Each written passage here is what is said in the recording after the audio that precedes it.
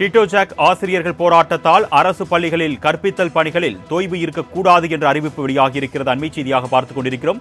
இது குறித்த கூடுதல் விவரங்களை செய்தியாளர் மணிகண்டன் வழங்க நாம் கேட்கலாம். வணக்கம் மணிகண்டன், தொடர்பான கூடுதல் விவரங்கள்.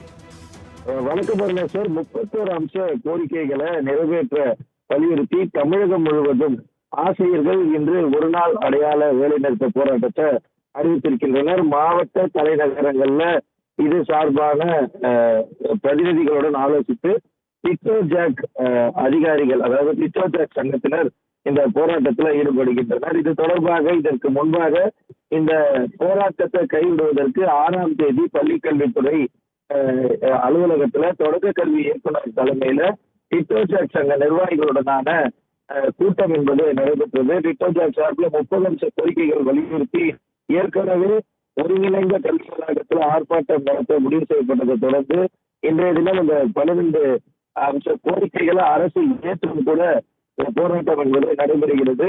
அந்த 6ஆம் தேதி நடைபெற்ற கூட்டத்திற்கு பிறகாக 12 கோரிக்கைகளை ஏற்பதாக தமிழக அரசு சார்பில் தெரிவிக்கப்பட்டிருந்தது. அதாவது தனியாக மாநிலத்தில் உள்ள 6000க்கும் மேற்பட்ட நடுநிலை பள்ளிகள்ல அட்மினிஸ்ட்ரேட்டர் கம் இன்ஸ்ட்ரக்டர்கள் தொடரவும், அதே போல தொடக்க பள்ளிகளிலும் எம்எஸ் சார்ந்த அனைத்து பள்ளிகளையும் செய்வது உள்ளிட்ட 12 அம்ச கோரிக்கைகள் நடைபெற்றது. அது மட்டுமல்லாமல் அனுபவம் மிகுந்த ஒரு சில விருப்பமுள்ள ஆசிரியர்கள் மற்றும் கருத்தாளர்களாக பயன்படுத்துவதாகவும் ஏற்கப்பட்டது. இது உள்ளிட்ட 12 அதாவது அவர்களது கோரிக்கைகள் ஏற்கப்பட்ட நிலையிலும் இன்று அந்த ஒரு நாள் அடையாள வேலை நிறுத்தத்தை, அந்த போராட்டத்தை டிட்டோ ஜாக் சங்கம் சார்பில் அந்த சங்கத்தினர் நடத்துகின்றனர்.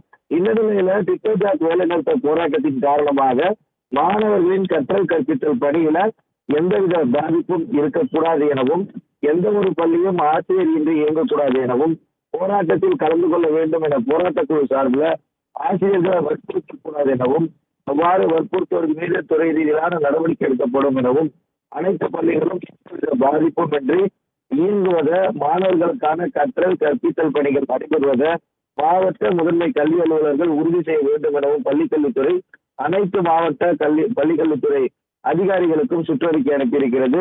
இன்றைய தினம் வேலை நிறுத்த போராட்டம் நடைபெற்றாலும் எந்தவித பாதிப்பும் ஏற்படாமல் இருக்க இந்த நடவடிக்கை பள்ளிக்கல்வித்துறை சார்பில் எடுக்கப்பட்டிருக்கிறது.